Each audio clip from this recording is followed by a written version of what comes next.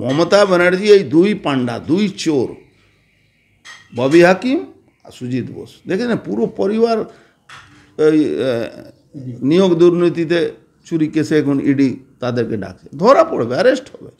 হাজার হাজার কোটি টাকা রোল বিক্রি করার লোক, যে রোলে দোকান লাগাতো ফুটপাথে, সে এখন বড় বড় হোটেলে 100 কোটির দাম আছে, তার ছেলে যে ধাবা চালায় 100 কোটি, ওই জমি আর বিল্ডিংয়ের দাম হলো 100 কোটি টাকা। কোথা সুজিত বসু কোথা থেকে টাকা এলো? ববি হাকিমের মেয়ে দুবাইতে প্রায় 3 থেকে 4 হাজার কোটি টাকা ইনভেস্টমেন্ট আছে ওর। কি বলছেন আপনি?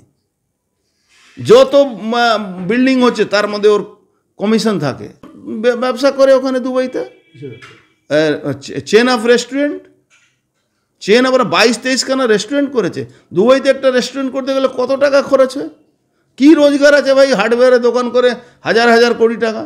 আজকে যতগুলো কলকাতাতে কল সেন্টার চলছে, বা অভিষেক ব্যানার্জি আর একটা আপনাদের মিডিয়ার বড় মিডিয়ার একটা পান্ডা আছে তার মধ্যে, আর এই ববি হাকিম, এই তিনজন মিলে তো পুরো কল সেন্টার চালায়।